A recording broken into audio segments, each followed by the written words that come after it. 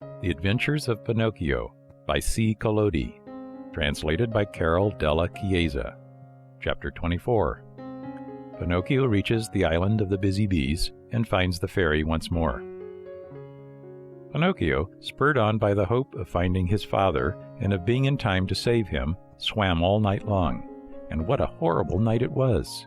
It poured rain, it hailed, it thundered, and the lightning was so bright that it turned the night into day. At dawn he saw, not far away from him, a long stretch of sand. It was an island in the middle of the sea. Pinocchio tried his best to get there, but he couldn't. The waves played with him and tossed him about as if he were a twig or a bit of straw. At last, and luckily for him, a tremendous wave tossed him to the very spot where he wanted to be. The blow from the wave was so strong that as he fell to the ground, his joints cracked and almost broke. But, nothing daunted, he jumped to his feet and cried, "Once more I have escaped with my life!" Little by little the sky cleared. The sun came out in full splendor, and the sea became as calm as a lake. Then the marionette took off his clothes and laid them on the sand to dry. He looked over the waters to see whether he might catch sight of a boat with a little man in it. He searched and he searched, but he saw nothing except sea and sky, and far away a few sails, so small that they might have been birds. "If only I knew the name of this island," he said to himself. "If I even knew what kind of people I would find here. But whom shall I ask? There is no one here." The idea of finding himself in so lonesome a spot made him so sad that he was about to cry, but just then he saw a big fish swimming nearby with his head far out of the water. Not knowing what to call him, the marionette said to him, "Hey there, Mr. Fish, may I have a word with you?" "Even do if you want," answered the fish, who happened to be a very polite dolphin. "Will you please tell me if, on this island, there are places where one may eat without necessarily being eaten?" "Surely there are," answered the dolphin. "In fact, you will find one not far from this spot." "And how shall I get there?" "Take that path on your left and follow your nose. You can't go wrong." "Tell me another thing. You who travel day and night through the sea, did you not perhaps meet a little boat with my father in it?" "And who is your father?" "He is the best father in the world, even as I am the worst son that can be found."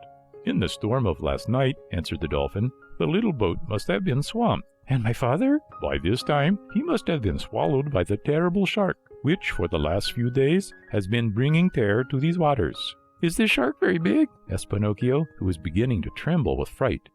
"Is he big?" replied the dolphin. "Just to give you an idea of his size, let me tell you that he is larger than a 5-story building, and that he has a mouth so big, so deep, that a whole train and engine could easily get into it." "Mother mine!" cried the marionette, scared to death, and dressed himself as fast as he could. He turned to the dolphin and said, "Farewell, Mr. Fish. Pardon the bother, and many thanks for your kindnesses." This said, he took the path at so swift a gait that he seemed to fly, and at every small sound he heard, he turned in fear to see whether the terrible shark, 5 stories high and with a train in his mouth, was following him. After walking a half-hour, he came to a small country called the Land of the Busy Bees. The streets were filled with people running to and fro about their tasks. Everyone worked. Everyone had something to do. Even if one were to search with a lantern, not one idle man or one tramp could have been found. "I understand," said Pinocchio at once wearily. "This is no place for me. I was not born for work." But in the meantime, he began to feel hungry, for it was 24 hours since he had eaten. What was to be done? There were only 2 means left to him in order to get a bite to eat. He had either to work or to beg. He was ashamed to beg, because his father had always preached to him that begging should be done only by the sick or the old. He had said that the real poor in this world, deserving of our pity and help, were only those who, either through age or sickness, had lost the means of earning their bread with their own hands. All others should work, and if they didn't, and went hungry, so much the worse for them. Just then a man passed by, worn out and wet with perspiration, pulling with difficulty 2 heavy carts filled with coal. Pinocchio looked at him, and judging him by his looks to be a kind man, said to him, with eyes downcast in shame, "Will you be so good as to give me a penny, for I am faint with hunger?" "Not only 1 penny," answered the coal man. "I'll give you 4 if you will help me pull these 2 wagons." "I am surprised," answered the marionette, very much offended. I wish you to know that I have never been a donkey, nor have I ever pulled a wagon."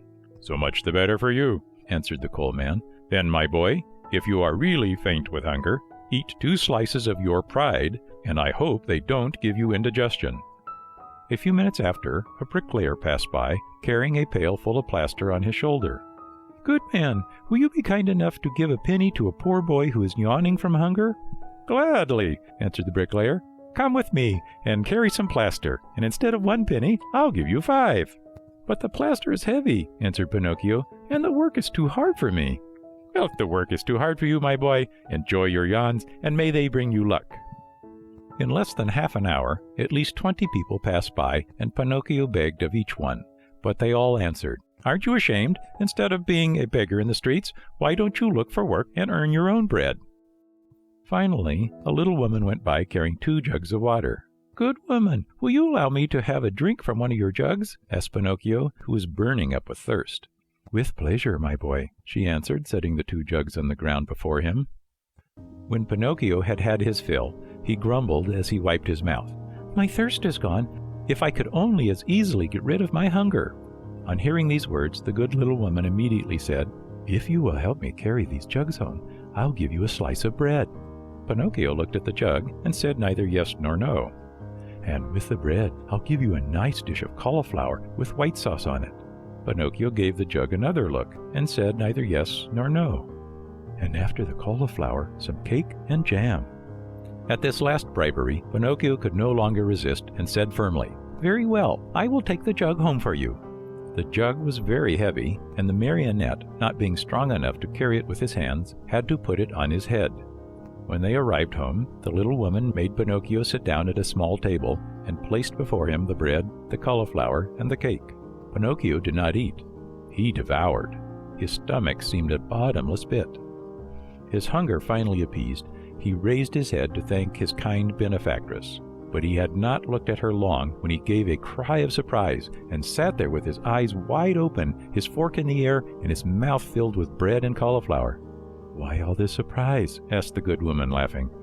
"Because," answered Pinocchio, stammering and stuttering, "because you look like, you remind me of, yes, the same voice, the same eyes, the same hair, yes, you have also the same azure hair she had. Oh, my little fairy, tell me that it is you. Don't make me cry any longer. If you only knew, I have cried so much, I have suffered so."